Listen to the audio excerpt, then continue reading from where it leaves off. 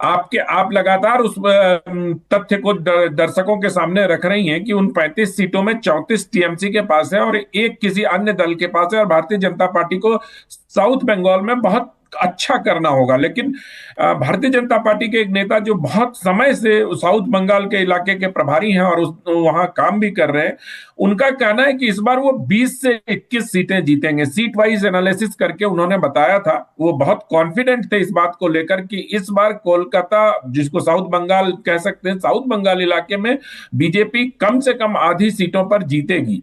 तो अगर ऐसा होता है तो पहले चरण के मतदान के बाद जिस प्रकार के कयास भारतीय जनता पार्टी के पक्ष में लगा रहे हैं, उन कयासों को द्वितीय चरण के बाद क्या कहते हैं कि मजबूती मिलेगी। बहुत दिलचस्प बयान आपने अभी हिमंता का चलाया। बिहार और बंगाल सब जगह, असम में भी, बिहार, बंगाल, असम, उड़ीसा, ये जो इलाके हैं, यहाँ मासेर झोल और तरकारी कहते हैं। वो जो फिश का मतलब जो पोर्शन होता है, जो क्या कहते हैं, फ्लैश होता है, उसको तरकारी कह के तो हिमंता बड़ा अच्छे से बोल रहे हैं कि 1 किलो कुल मिला के वो खा जाएंगे। लेकिन देखिए, ये सब कोई मुद्दा नहीं है, ये सब सिर्फ चुनावी बयानबाजी है।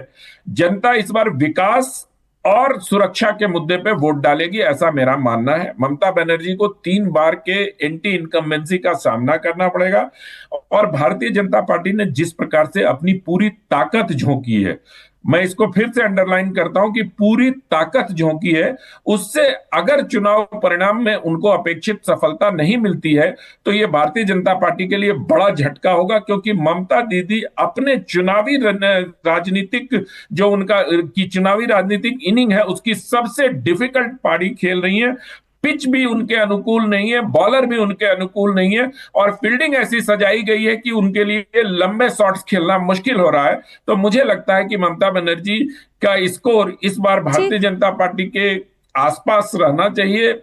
बहुत अधिक डिफरेंस दोनों दलों में होता हुआ मुझे दिख नहीं रहा, अगर मैं अपना अनुमान एक वाइल्ड गेस के तौर पर लगाऊं तो। अब राशिद जी, मैं अगर उन आंकड़ों को ही दर्शकों के सामने रख दूं कि बीजेपी की ये लड़ाई तो पहले से ही 34 माइनस से शुरू हो रही है दूसरे फेज में, क्योंकि 34 सीटें ऐसी हैं जहां पर ममता बनर्जी के पिछली मर्तबा के जीत का मार्जिन ही 60,000 का था। अब वहां पर तो बीजेपी पहले से जानती है कि इन 34 सीटों में 60,000 के मार्जिन को पाट पाना तो आसान नहीं होने जा रहा। अब उसके आगे की लड़ाई उन्हें लड़नी है।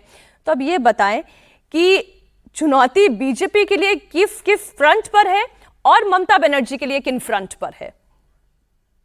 आप देखिए मीनाक्षी, मुझे लगता है कि हर चुनाव बहुत मुश्किल माफ होता है। कीजिएगा आनंद जी, जी राशिद किदवई जी से मेरा सवाल था, मैं आ रही हूं आपके पास जी जी, वापस। जी सॉरी सॉरी सॉरी देखिए मीनाक्षी, हर चुनाव जो है हर राजनीतिक दल के लिए एक बहुत बड़ी चुनौती होती है, लेकिन जिस तरीके से हम उसका ध्रुवीकरण और राजनीतिकरण की बात करते हैं तो दो बुनियादी बातें बताना बहुत जरूरी होती है।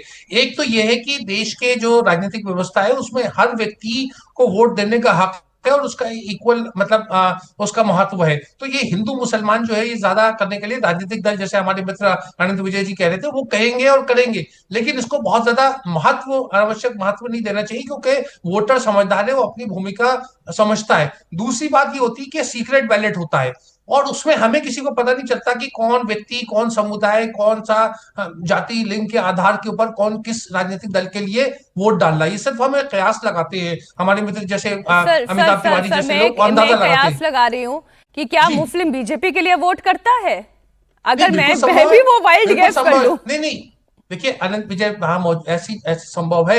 मैं आपको नागपुर की बताता हूँ, नागपुर में कम से कम ऐसे 150 जो कॉर्पोरेटर्स हैं जो मुस्लिम समाज से जुड़े हुए हैं और भाजपा के हैं। पूरे भारतीय जनसंघ का भी इतिहास है। आज राजनीतिक राजनीतिक स्थिति दूसरी है।